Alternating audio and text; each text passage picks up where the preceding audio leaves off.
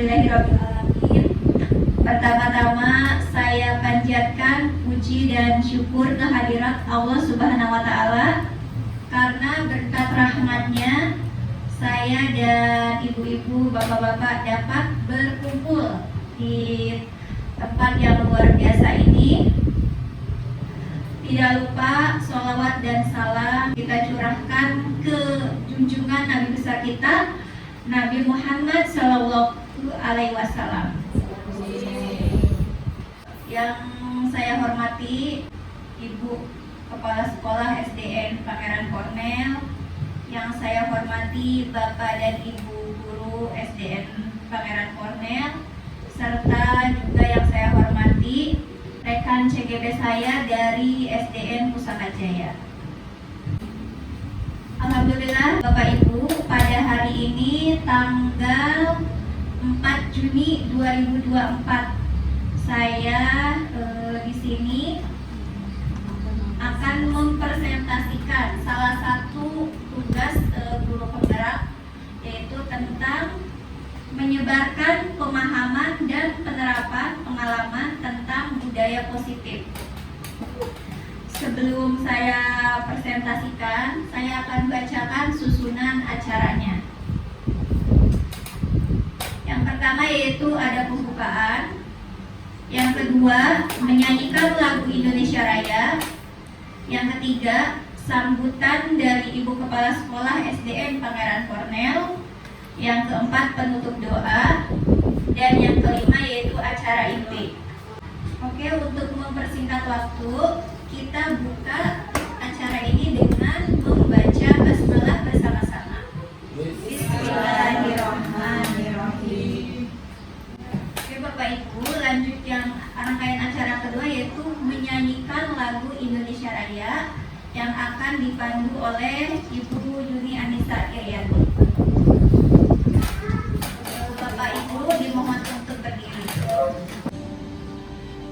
Indonesia, tanah airku, tanah tumpah darahku. Di sana yang dipandu ibumu. Indonesia kebangsaanku, bangsa dan tanah airku. Marilah kita berseru, Indonesia bersatu. Hiduplah tanahku, hiduplah negeriku, bangsaku, rakyatku semuanya. Bangunlah jiwanya, bangunlah badannya untuk Indonesia Raya. Indonesia Raya, merdeka, merdeka, tanahku, negeriku yang ku cinta. Indonesia Raya, merdeka, merdeka, hiduplah Indonesia Raya. Indonesia Raya, merdeka, merdeka, tanahku, negeriku yang ku cinta. Indonesia Raya, merdeka, merdeka, hiduplah Indonesia Raya. Hadirin dipersilakan untuk duduk kembali. Untuk selanjutnya yaitu sambutan dari Ibu Kepala Sekolah SDN Pangeran Cornel, Ibu Dwi Retnaningsih. Kepada Ibu Dwi Retnaningsih dipersilakan.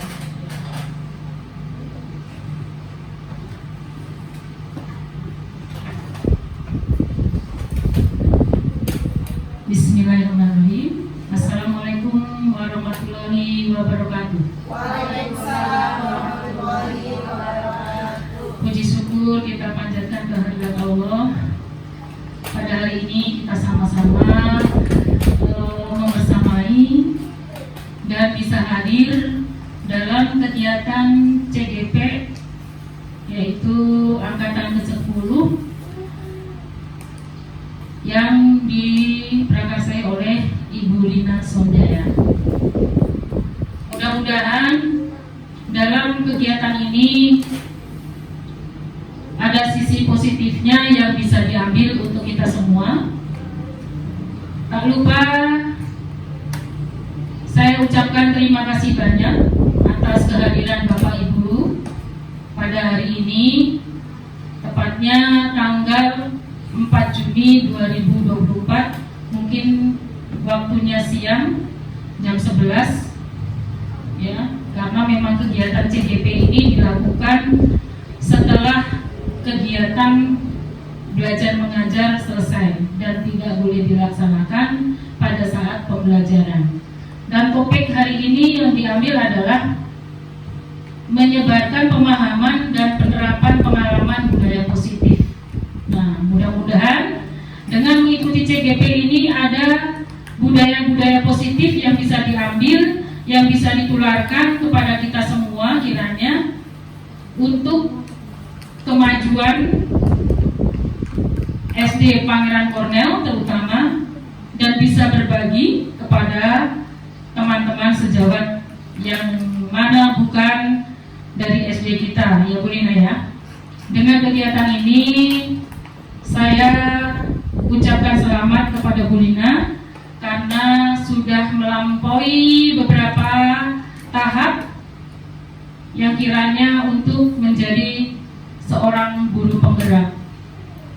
Mudah-mudahan dengan berjalannya waktu, bertambah ilmu, menjadi semakin memupuk rasa pendewasaan untuk memahami kiranya bagaimana suatu pengajaran memberikan umpan balik kepada teman sejawat dan kepada siswa-siswa kita, kiranya ada ilmu yang bisa diambil dari pembelajaran ini ya, karena memang guru penggerak ini adalah program dari pemerintah yang sangat bagus sekali untuk kita laksanakan. Bukan tujuannya untuk menjadi sesuatu hal yang mungkin itu adalah bonus dan reward, tetapi intinya adalah pembelajaran ilmu bagi kita untuk sepanjang hayat. Itu saja yang mungkin bisa saya sampaikan. Wabillahi taufiq wal hidayah. Assalamualaikum warahmatullahi wabarakatuh. Waalaikumsalam warahmatullahi wabarakatuh. Terima kasih kepada Ibu Dwi Renaningsih. Untuk selanjutnya yaitu acara doa sebelum kita masuk ke acara inti. Untuk doa ini akan dipandu oleh Bapak Toto Irwanto, SPDI. Maka Pak Toto, yang di sini aja Pak.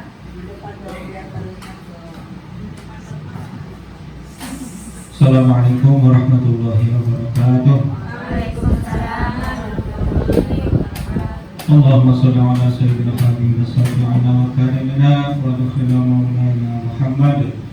Bismillahirrahmanirrahim. Walhamdulillahi rabbil alamin. Hamdan syakirin hamdan yaqina amalakan masira.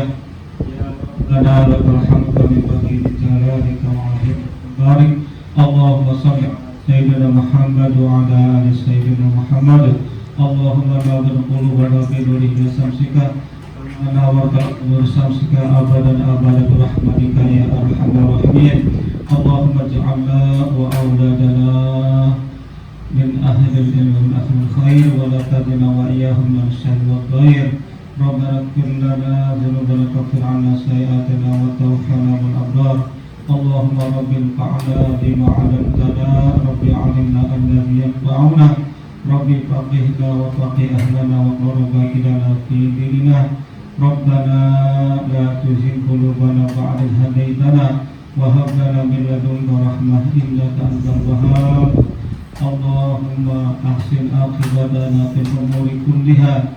Allahumma ij'al yawmana hadha salaha wa asatahu falaha wa akhirahu najaha. Ya muhawwir al-ahwal hawwil halana an ahsanil hal bi rahmatika ya arhamar rahimin. Rabbana la tuzigh qulubana ba'da idh hadaytana wa hab lana min ladunka rahmah innaka antal wahhab. Rabbana awsi'na an asura ni'mataka allati an'amta 'alaina وعلى والدينا ومن أحسن ترضاه وأصلح في ذريتي ربنا لا تزغ قلوبنا بعد إذ هديتنا وهب لنا من لدنك رحمة إنك أنت الوهاب ربنا آتنا في الدنيا حسنة وفي الآخرة حسنة وقنا عذاب النار سبحان ربك رب العزة عما يصفون والسلام على المرسلين والحمد لله رب العالمين. آخر كلام assalamualaikum warahmatullahi wabarakatuh. Waalaikumsalam warahmatullahi wabarakatuh. Alhamdulillahirrahmanirrahim. Terima kasih atas doa yang telah disampaikan dibantu oleh Bapak Toto. Bapak Ibu, kita langsung ke acara inti, yaitu presentasi tentang menyebarkan pemahaman dan penerapan pengalaman budaya positif. Ini oleh saya sendiri ya.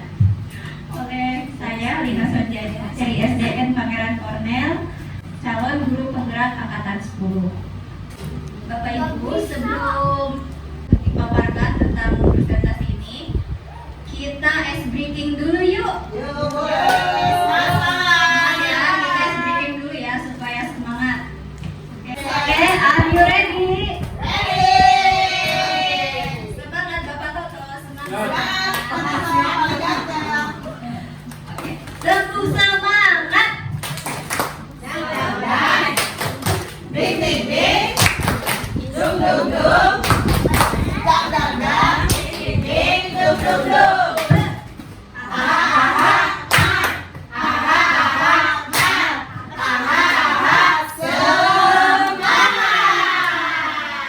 Luar biasa, tepuk tangan untuk kita semua. Oke Bapak Ibu, dalam pendidikan calon guru penggerak ini kami tergabung dalam kelompok yang kami namakan Pantura Bergetar. Nah, untuk Pantura Bergetar ini kami dibimbing oleh Bapak fasilitator yang sangat luar biasa, yang super ganteng di kumpul kami ya. Ada Bapak Riki Septian. Dan juga untuk PP kami, subhanallah, ini PP Sri Kandinya Pantura, yaitu pengajar praktek kami Ibu Siti Nur Latifah. Yang memang Ibu Siti Nur Latifah itu salah satu rekan guru juga di Pusaka Jaya ya, di SDN Hegarmana. Untuk yang pertama yaitu ada tentang konsep inti budaya positif. Yang pertama adalah tentang perubahan paradigma belajar. Lalu kedua, disiplin positif. Yang ketiga, tentang nilai-nilai kebajikan. Yang keempat, tentang kebutuhan dasar manusia. Yang kelima, tentang motivasi perilaku manusia. Lalu selanjutnya ada posisi kontrol guru. Dan yang ketujuh ada keyakinan kelas. Dan yang terakhir adalah ketiga, restitusi. Inilah yang nanti akan dipresentasikan dalam budaya positif. Kita mulai dari yang pertama, yaitu mengenai perubahan paradigma belajar. Pembelajaran dengan paradigma baru. Pembelajaran dengan paradigma baru merupakan pembelajaran yang dirancang berdasarkan prinsip pembelajaran berdiferensiasi sehingga para peserta didik belajar sesuai kebutuhannya berdasarkan tahap perkembangan sesuai teori psikologi modern untuk mewujudkan profil pelajar Pancasila. Sesuai dengan yang kita ketahui, untuk pembelajaran itu kita sudah mulai yang namanya apa Bapak Ibu? Merdeka ya, Merdeka Belajar. Untuk di SDN Pangeran Cornell ini mungkin memang baru kelas 1 dan 4 saja. Tapi insya Allah untuk pembelajaran selanjutnya itu akan kelas 2 dan kelas 5 akan ikut ya. Akan ikut dalam kurikulum Merdeka, yaitu Merdeka Belajar. Nah, di samping ini Bapak Ibu mungkin tidak asing dengan yang namanya profil pelajar Pancasila. Nah, di sini ada berapa Ibu? Ya. Profil pelajar Pancasila ada 6. Yang pertama adalah beriman, bertakwa kepada Tuhan Yang Maha Esa dan berakhlak mulia. Lalu ada mandiri, ada bernalar kritis, ada kreatif, ada bergotong royong, ada berkebinekaan global. Bapak Ibu mungkin tidak asing karena ada lagunya juga ya. Hafal tidak? Hafal dong. Boleh? Atau Bu ini boleh nyanyi?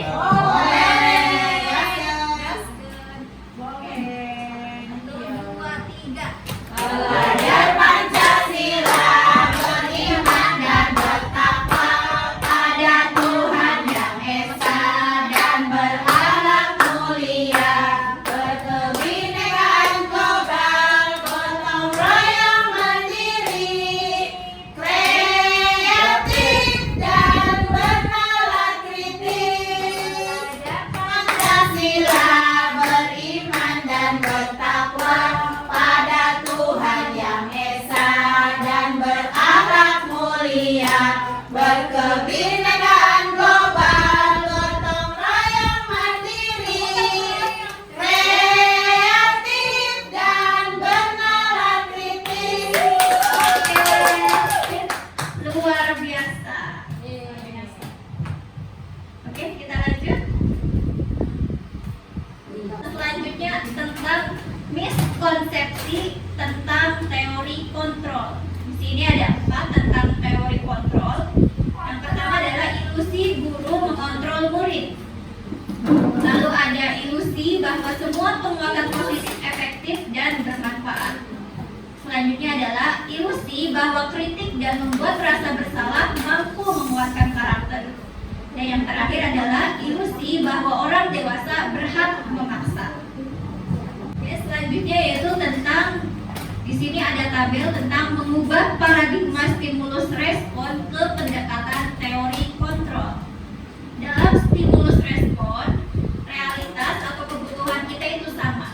Tapi dalam teori kontrol, realitas kebutuhan kita itu pasti berbeda. Karena setiap manusia itu berbeda, pasti kebutuhannya juga berbeda. Lalu dalam stimulus respon, semua orang melihat hal yang sama. Sedangkan dalam teori kontrol, setiap orang memiliki gambaran berbeda. Lalu dalam stimulus respon, kita mencoba mengubah orang agar berpandangan sama dengan kita. Sedangkan dalam teori kontrol, kita berusaha memahami pandangan orang lain tentang dunia.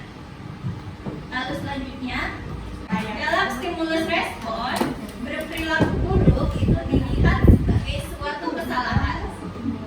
Sedangkan dalam teori kontrol, semua perilaku memiliki tujuan.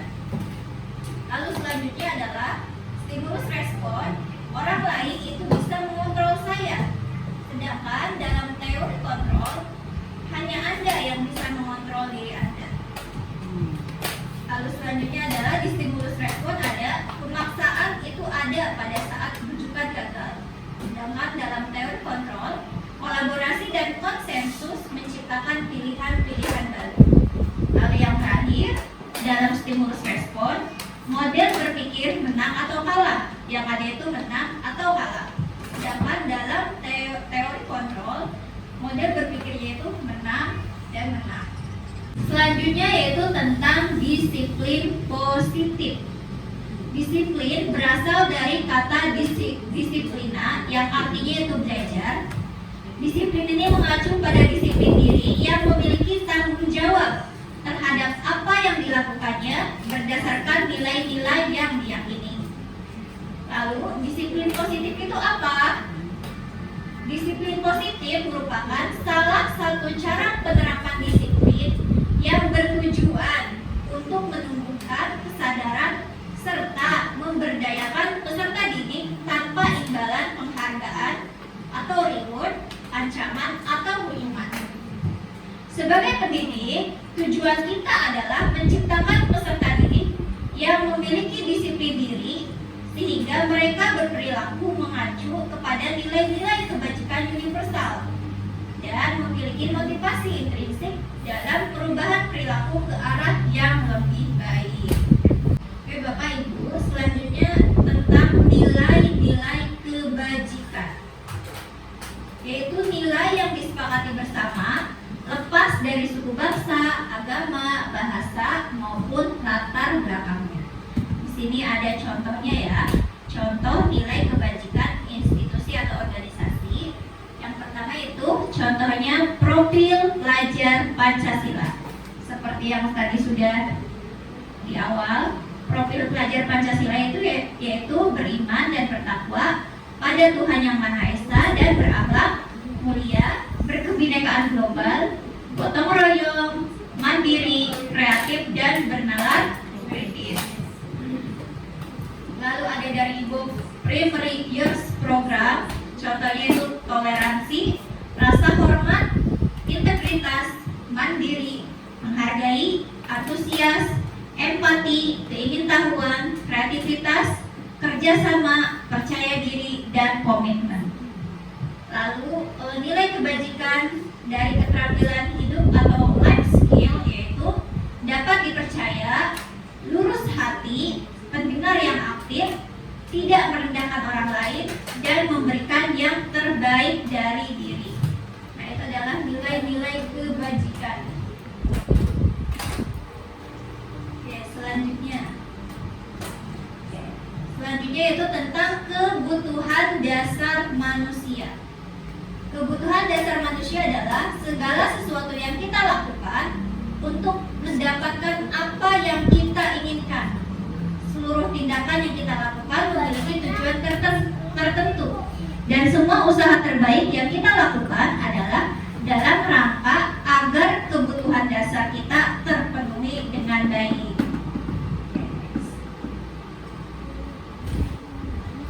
Bapak Ibu yang luar biasa, di sini ada 5 kebutuhan dasar manusia.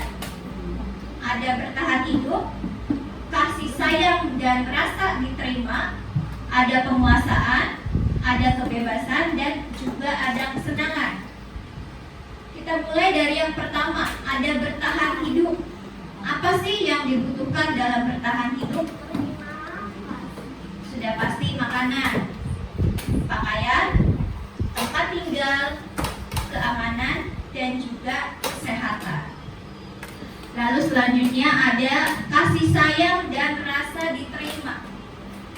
Nah, rasa diterima itu contohnya seperti rasa diterima, dipedulikan, berbagi, kerjasama, lalu menjadi bagian dalam kelompok. Selain itu ternyata ada penguasaan juga. Contohnya seperti apa penguasaan? Yaitu contohnya seperti harga diri, keinginan untuk dianggap, memimpin, berprestasi, diakui, dan didengar. Lalu selanjutnya ada kebebasan. Nah, kebebasan ini ternyata juga kebutuhan dasar manusia ya. Contohnya mandiri, memiliki pilihan, mencoba hal baru, mampu mengendalikan arah dirinya. Lalu ada kesenangan. Kesenangan ini contohnya bermain, humor, antusiasme, dan juga tertawa. Nah, tertawa juga kebutuhan dasar manusia Bapak Ibu. Happy ya? Happy. Jadi banyak-banyakin tertawa sebelum dilarang. Kata Warkop DKI mah. Lanjut.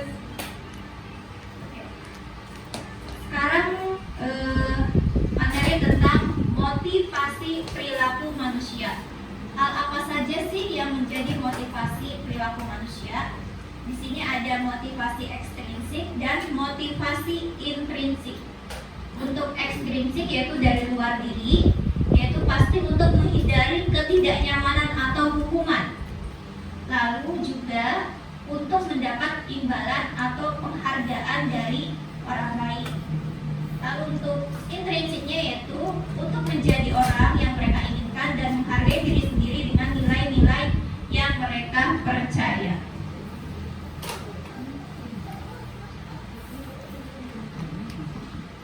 Untuk selanjutnya Bapak Ibu, di sini ada 3 hal yang mungkin dalam pembelajaran sehari-hari kepada anak dalam kegiatan sekolah, mungkin ini pernah dilakukan ya,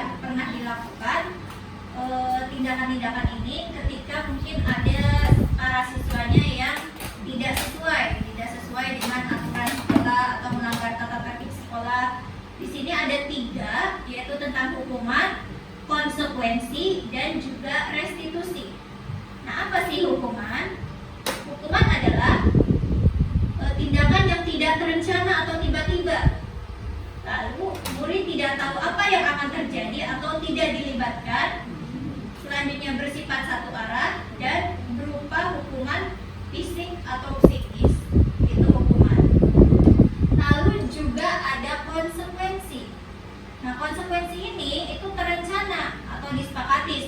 peraturan. Lalu juga ada murid tetap dibuat tidak nyaman. Lalu di sini untuk sikap gurunya yaitu selalu memonitor murid.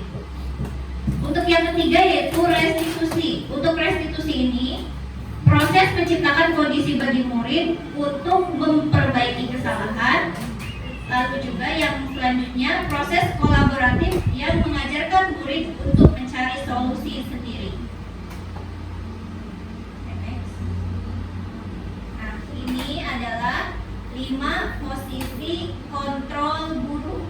Nah, kita sebagai seorang guru secara tidak sadar mungkin kita melakukan 5 posisi kontrol ini, tapi kita tidak tahu gitu. Kita tuh masuknya yang mana, tapi saya yakin dalam pembelajaran pernah melakukan 5 posisi kontrol yang ini.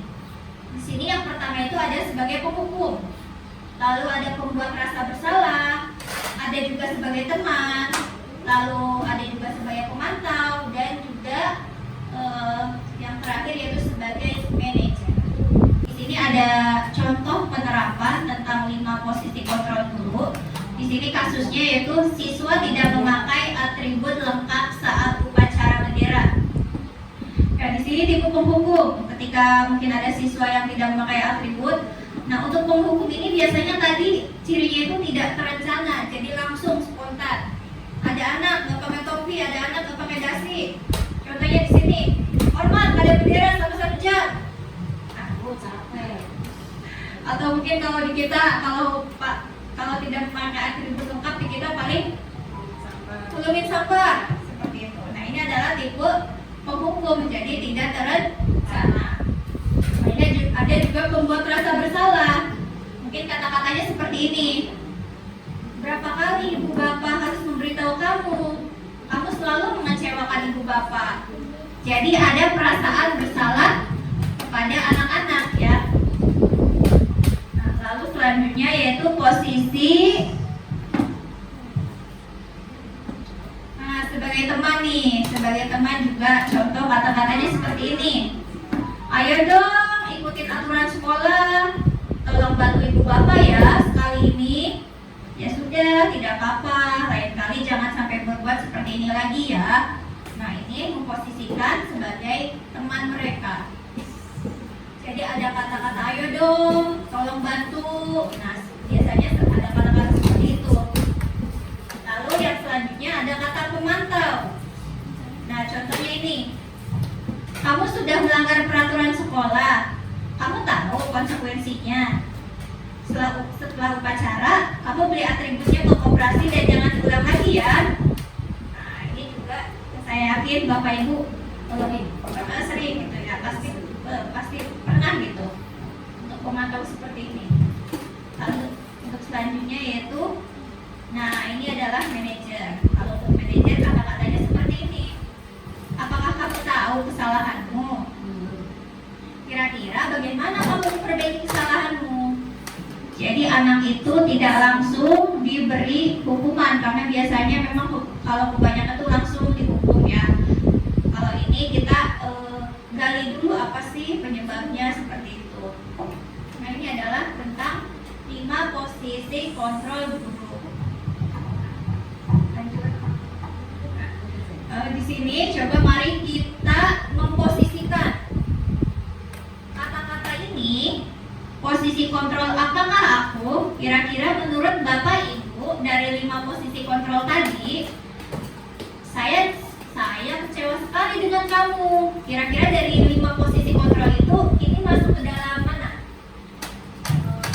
Saya kecewa sekali dengan kamu. Merasa bersalah. Nah ya, jadi ada perasaan bersalah. Saya kecewa sekali dengan kamu Isya. Kenapa kamu tidak mengerjakan PR? Jadi anak itu ada rasa bersalah. Ya. Lanjut. Isya. Kamu tidak pernah benar-benar melakukannya. Kamu tidak pernah benar-benar melakukannya.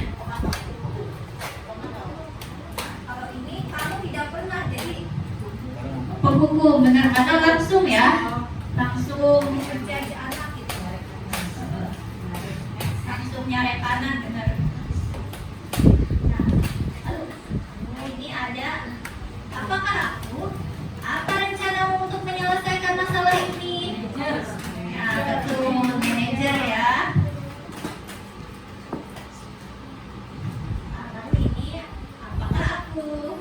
Ayolah, lakukan demi Bapak Ibu ya. Nah, betul, teman. Biasanya kalau teman itu ada kata ayolah, tolong bantu Ibu Bapak ya.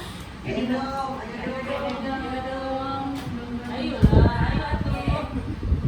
itu adalah tentang posisi kontrol. Nah, menurut Bapak Ibu dari 5 posisi kontrol itu lebih baik yang mana kita memposisikannya? Ya, mungkin ya harusnya ke manajer. Yang terbaiknya ya, betul.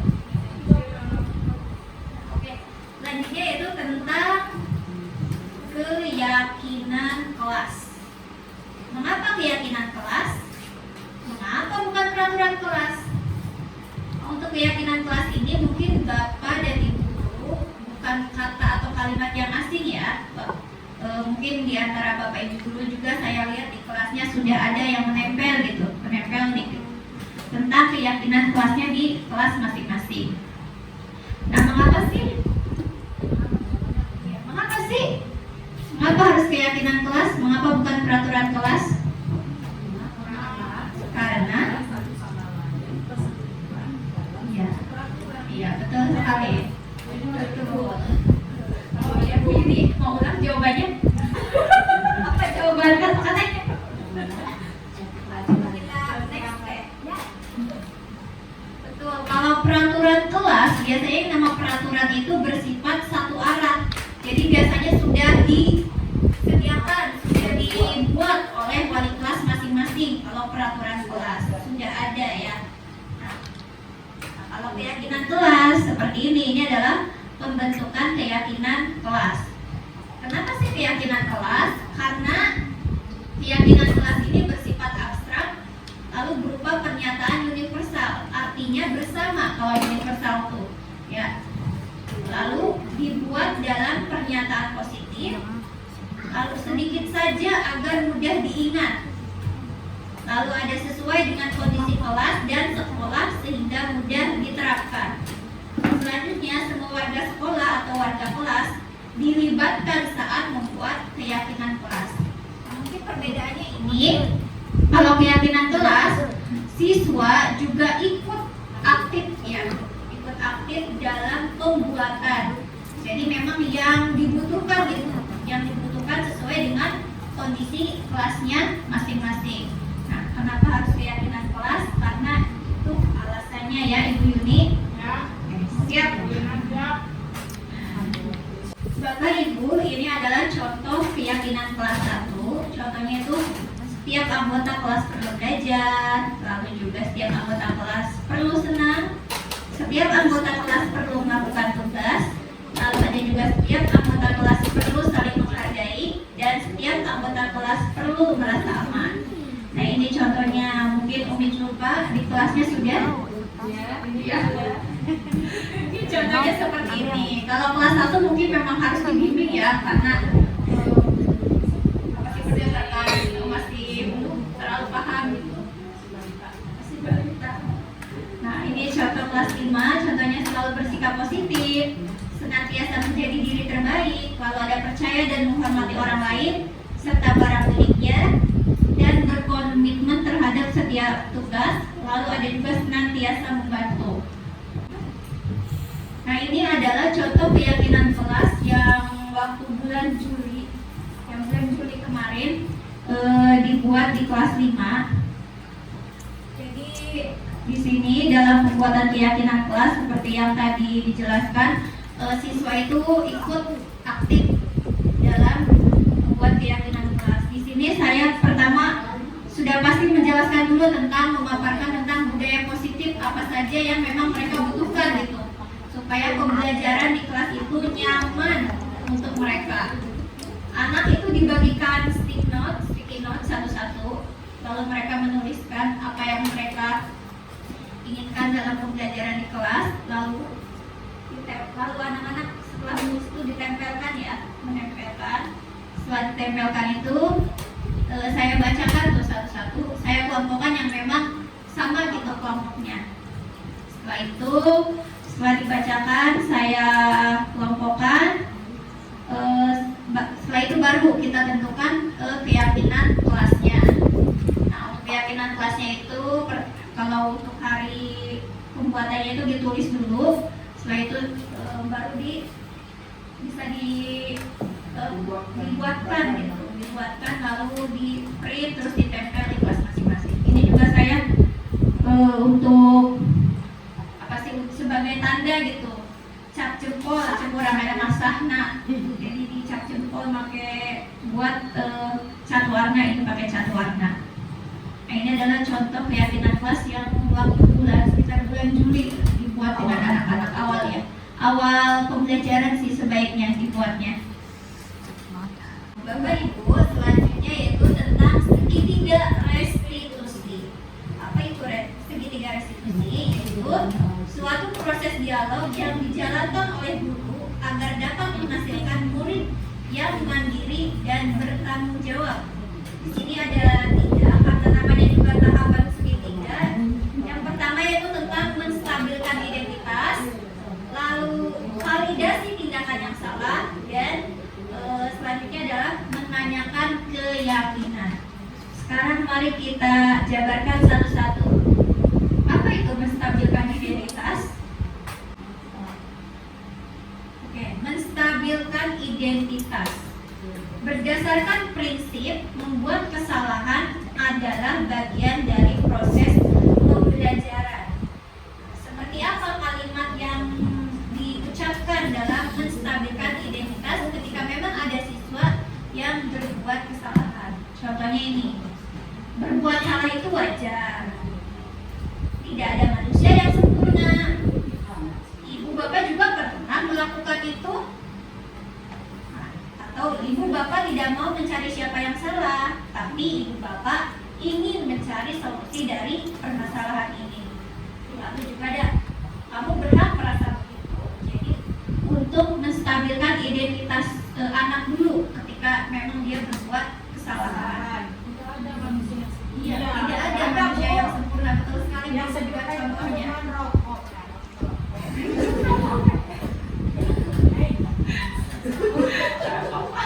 Kesempurnaan ada milik Iya, Allah Subhanahu wa sempurna. Ta'ala. Sempurna ada. Betul sekali, Bu Suni.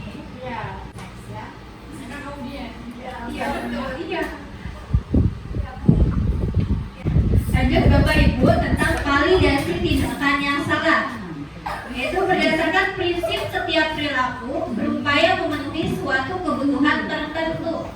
Nah, ini adalah kalimat untuk benar-benar memvalidasi kalau anak-anak itu mereka sadar kalau mereka itu berbuat kesalahan. Contohnya adalah, kamu pasti punya alasan mengapa melakukan hal itu, padahal kamu bisa melakukan yang lebih buruk dari ini ya. Kamu patut bangga karena telah melindungi sesuatu yang penting buatmu.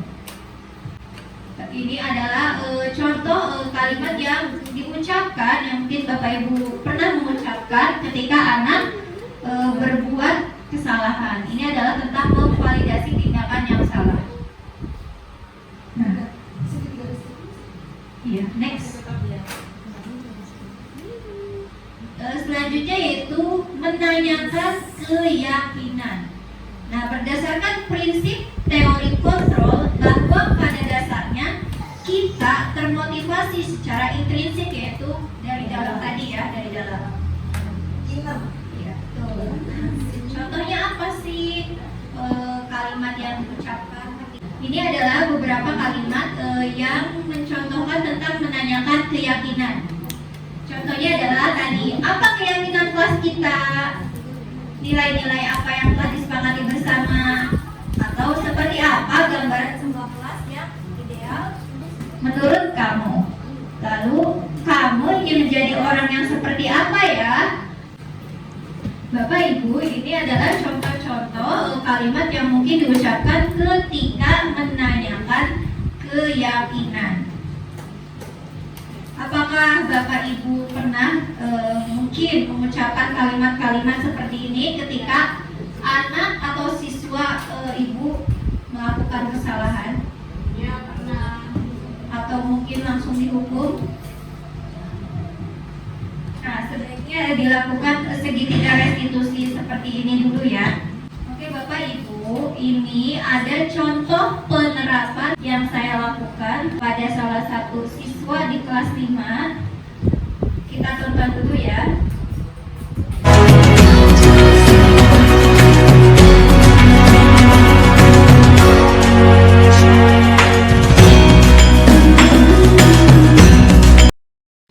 Kisya, tadi ibu mendapat laporan dari ketua kelas. Katanya kamu habis bertengkar dengan Adam ya? Iya Bu, habis kesal. Kenapa kamu kesal? Adam selalu mencontek hasil pekerjaan saya. Bukan hanya PR saja, tetapi tugas sekolah juga dicontek. Kalau begitu, wajarlah kalau kamu marah dan kesal. Jika ibu ada di posisi kamu, ibu juga pasti akan berbuat hal yang sama. Lalu, apa yang kamu lakukan terhadap Adam? Saya marah-marah Bu, dan tanpa sengaja saya menggebrak mejanya. Oh, begitu. Pasti kamu berbuat seperti itu ada alasannya ya? Ya iyalah Bu, masa saya diam saja? Saya sudah susah payah mengerjakan tugas, tapi Adam hanya mencontek, tidak mau berusaha sendiri. Ya wajarlah kalau kamu merasa marah karena tidak rela pekerjaan dicontek Adam. Ibu sangat menghargai tindakan Kisya yang tidak berbuat lebih buruk daripada itu. Contohnya seperti memukul. Oke, sekarang kita coba pikirkan. Tindakan kamu marah sampai menggebrak meja itu apakah sesuai dengan keyakinan kelas kita? Tidak Bu, Menurut kamu, keyakinan kelas apa yang telah dilanggar? saling menghormati antar teman Bu. Ya, betul sekali. Menurut kamu, saling menghormati antar teman itu penting atau tidak? Penting Bu. Kalau menurut kamu itu penting, jadi keyakinan apa yang akan kamu lakukan saat kamu marah? Harus lebih sabar Bu. Kamu bersedia memperbaiki masalah itu? Bersedia Bu. Apa yang akan kamu lakukan untuk memperbaiki masalah itu? Saya harus lebih bersabar dan menahan amarah. Kalau ada teman mencontek, saya akan melaporkan kepada guru. Ya, tepat sekali tindakan kamu Kisya.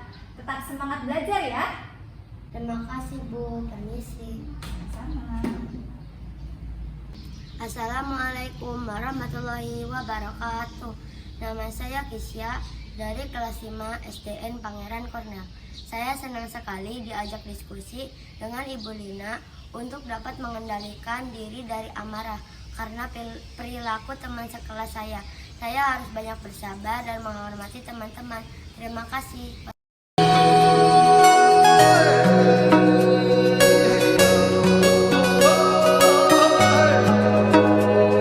Kisya, tadi ibu mendengar laporan dari Pak Toto. Kalau kamu datang terlambat ya ketika jam pertama pelajaran PAI. Iya Bu, Menurut ingatan kamu, sudah berapa kali kamu datang terlambat ke sekolah? sudah 5 kali Bu. Sering terlambat itu merupakan kesalahan bukan? Iya Bu. Baik Kisya. Berbuat kesalahan itu manusiawi. Setiap manusia pasti pernah berbuat kesalahan. Yang terpenting, kita bisa belajar dari kesalahan itu dan mau berusaha untuk memperbaikinya. Setuju? Setuju Bu. Kisya, kita cari solusinya bersama ya. Iya Bu. Kisya, kamu sering datang terlambat, pasti punya alasannya. Kenapa sih Kisya sering datang terlambat ke sekolah? Karena saya sering bergadang sambil bermain HP Bu. Saya jadi kurang tidur. Kamu tahu keyakinan kelas apa yang sudah kita sepakati? Tahu Bu. Kalau kamu datang terlambat ke sekolah, itu sesuai tidak dengan keyakinan kelas kita? Tidak Bu. Menurut kamu, keyakinan kelas apa yang sudah dilanggar? Disiplin Bu. Disiplin itu penting atau tidak? Penting Bu. Karena disiplin membuat saya bisa menghargai waktu. Betul sekali Kisya, menghargai waktu itu penting. dan sangat bermanfaat untuk kita. Seperti kita dapat menghargai orang-orang di sekitar kita, serta pekerjaan menjadi tidak menumpuk. Iya Bu, saya menyesal. Saya mohon maaf sudah sering datang terlambat. Iya Kisya, sikap yang sangat baik sudah kamu tunjukkan dengan cara kamu meminta maaf. Menurut kamu, apa yang akan kamu lakukan agar kamu tidak datang terlambat ke sekolah lagi? Saya akan tidur lebih cepat dan tidak akan begadang lagi. Baik Kisya, kamu sudah menemukan solusinya. Dan ibu akan bekerja sama dengan orang tua kamu supaya kamu tidak datang terlambat ke sekolah lagi. Silakan kembali ke kelas. Terima kasih Bu, permisi. Sama-sama. Terima kasih Ibu Lina. Saya senang diajak diskusi untuk menemukan solusi atas kesalahan yang telah saya lakukan. Saya tidak akan begadang lagi supaya tidak terlambat datang ke sekolah. Wassalamualaikum warahmatullahi wabarakatuh. Nah, itu adalah video contoh penerapan video tentang segitiga restitusi. Nah, alhamdulillah kita sudah sampai ke penutup tentang materi ini. Nah, dalam penutup ini, dalam penerapan program disiplin positif, hendaknya guru memiliki standar kepribadian profesional dan sosial yang baik, di mana guru mampu merefleksi dirinya dalam posisi kontrol saat ini. Bagaimana perjalanan dirinya sebagai among, yaitu manajer, yang menuntun murid-muridnya menjadi insan yang mandiri, merdeka, dan bertanggung jawab. Ini adalah dikutip dari Standar Nasional Pendidikan. Alhamdulillah Bapak Ibu, presentasi tentang penyebaran pemahaman budaya positif telah saya sampaikan. Bapak Ibu, untuk selanjutnya ada sesi tanya jawab, atau mungkin ada yang ingin memberikan penguatan atau pernyataan tentang yang tadi saya sampaikan mengenai budaya positif.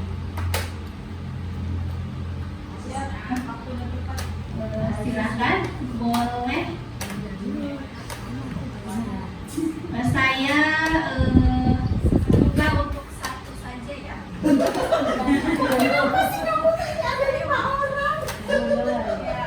Kalau ya, untuk sementara saya buka untuk satu penanya saja.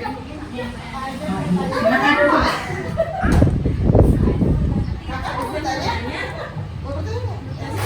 Oke.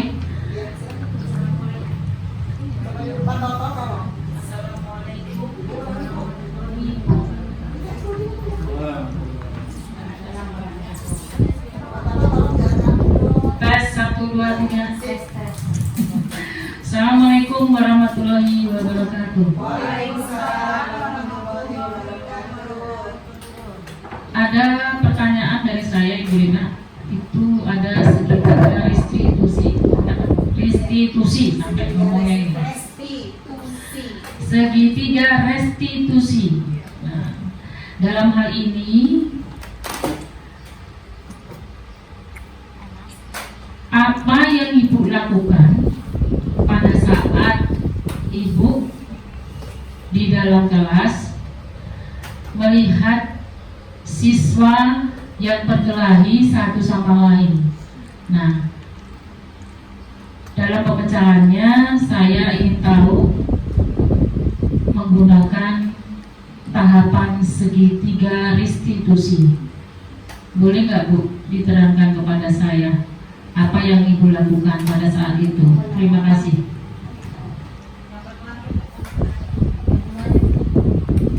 Untuk yang berkelahi mungkin bukan kelas saya saja gitu ya Bu, mungkin hampir semua kelas juga pernah gitu, pernah ada. Kalau yang saya terapkan tentang segitiga restitusi ini, ketika memang ada anak yang berkelahi, sudah pasti yang pertama kita mulai dari menstabilkan identitas terlebih dahulu. Di menstabilkan identitas ini, yang pasti anak akan dipanggil. Misalkan ada 2 orang yang berkelahi seperti itu, satu-satu anak dipanggil.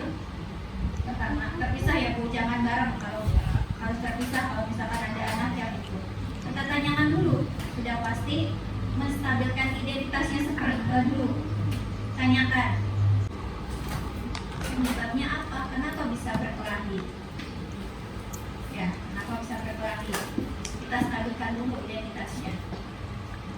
Selain itu juga yang pasti tadi kita harus memberikan stabilkan dengan kata-kata, oh pantas saja kamu berbuat seperti itu. Misalkan kalau memang ada setelah penyebabnya yang satu orang apa sih menceritakan gitu, oh ternyata temannya seperti itu, oh pantas saja kamu marah gitu. Atau juga kamu, setiap manusia itu tadi yang aku bilang, tidak ada yang sempurna, tidak ada yang sempurna, pasti ada berbuat kesalahan. Itu yang pertama, tanyakan penyebabnya terlebih dahulu. Lalu yang selanjutnya adalah kalau sesuai dengan strategi 3 restitusi, yang kedua adalah validasi tindakan yang salah. Kita tanyakan, kamu tahu tidak tindakan yang kamu lakukan itu salah? Kita validasi dulu Bapak Ibu, kamu tahu tidak tindakan yang kamu lakukan itu salah? Maka saya akan mengucapkan seperti itu. Pasti saya akan tanyakan, tahu tidak yang kamu lakukan itu salah? Setelah itu kita lanjutkan, sudah dibuat keyakinan kelas. Tanyakan juga, kamu tahu tidak tindakan kamu itu sesuai tidak dengan keyakinan kelas yang kita buat? Seperti itu.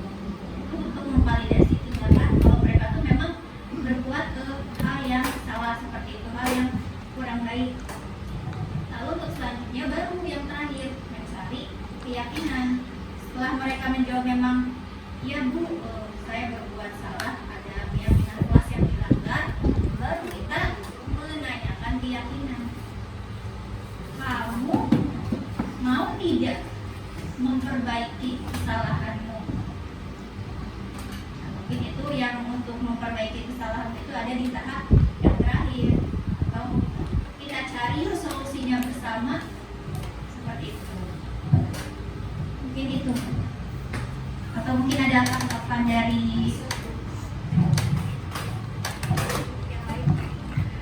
Terima kasih, mohon izin Ibu Kepala Sekolah. Terima kasih Bu Nina atas waktunya. Assalamualaikum warahmatullahi wabarakatuh. Waalaikumsalam. Mungkin kejadian tentang perkelahian siswa itu bukan wajar ya, tapi memang istilahnya sering kita temukan gitu. Walaupun kita sebenarnya tidak menginginkannya, kita harus menghindarinya. Tapi hal itu sepertinya walaupun setiap hari kita perkuat kepada siswa untuk tidak melakukannya, tetap saja kejadian selalu muncul gitu. Untuk menyikapinya, kalau terjadi hal seperti itu yang sudah Bu Lina sebutkan tadi, paparkan tadi, dengan ilmu yang didapatkan dari CGP itu, untuk memperkuat teori bahwa kita melakukan atau memakai teknik segitiga restitusi, kan seperti itu. Memang dari zaman dulu sebelum CGP juga sebenarnya kita sudah melakukan itu gitu. Oh iya, segitiga restitusi itu kita sebenarnya sering melakukan itu dengan mengkomunikasikan kedua belah pihak siswa. Kalau bertengkar atau berkelahi itu otomatis tidak sendiri ya, berarti lebih dari satu orang. Misalnya ini dua orang dari situ. Bu Lina sudah bagus gitu, kita mengkomunikasikannya dengan memisahkan dua siswa. Yang pertama kita komunikasi atau obrolan dengan pihak siswa pertama dan pihak siswa kedua. Dengan menggunakan segitiga restitusi yang sudah dipaparkan tadi sama Bu Lina, pasti siswa itu tidak mungkin kalau kata istilah tidak mungkin ada asap kalau tidak ada api. Berarti siswa itu melakukan tindakan atau hal seperti itu pasti akan ada alasannya. Makanya kita menggali dari kedua belah pihak.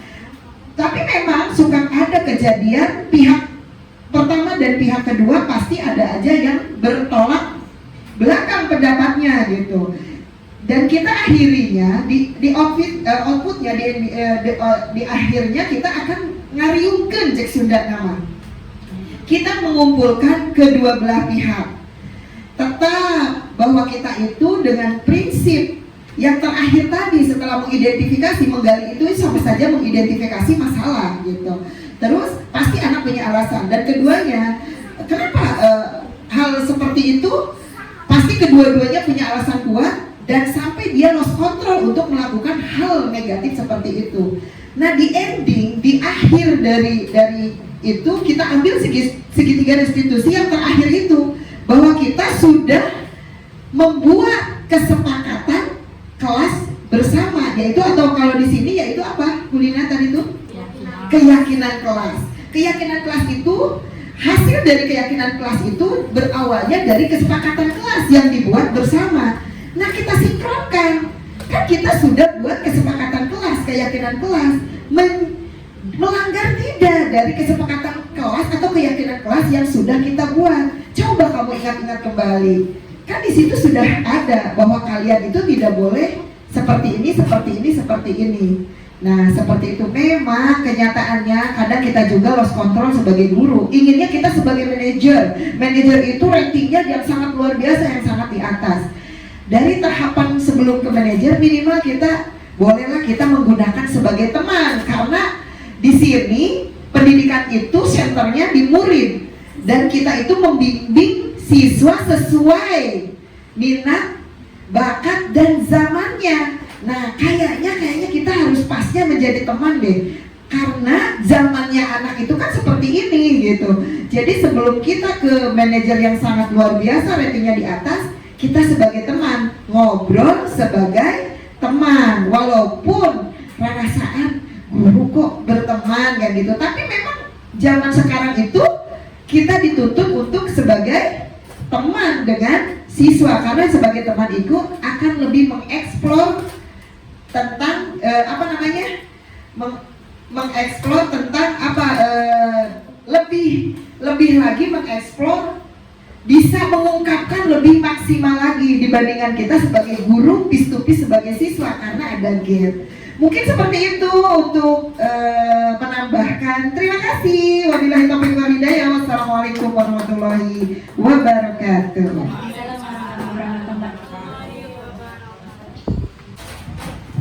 Ya, terima kasih atas tanggapannya yang luar biasa, Bu Haji Mimitasi ya.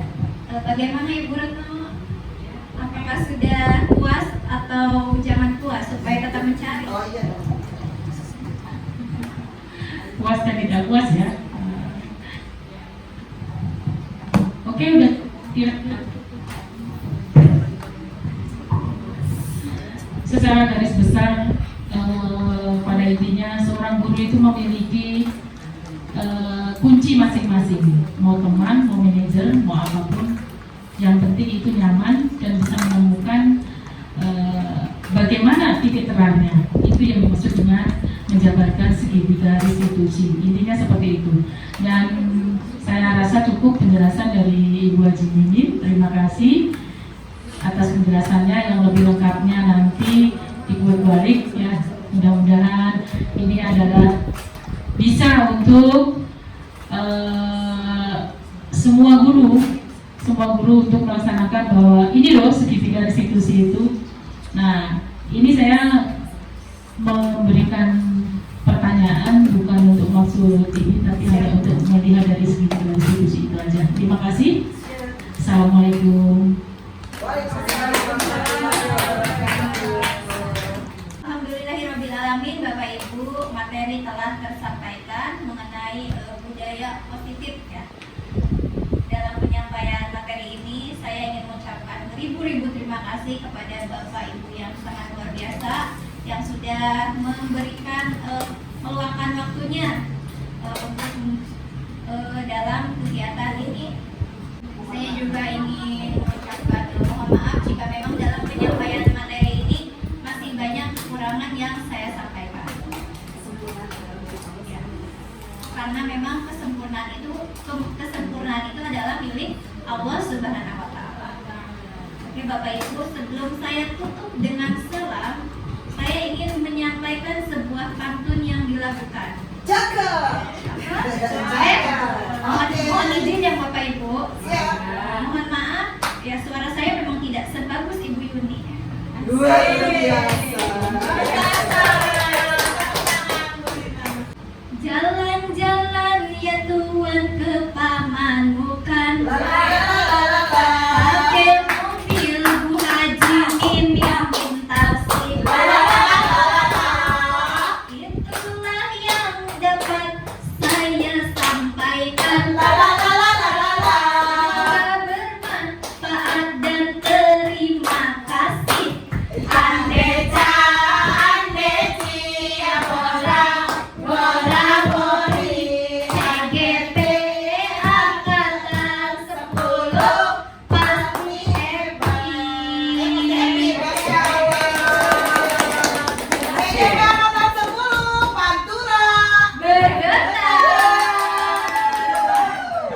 Oke, Bapak Ibu terima kasih. Assalamualaikum warahmatullahi wabarakatuh.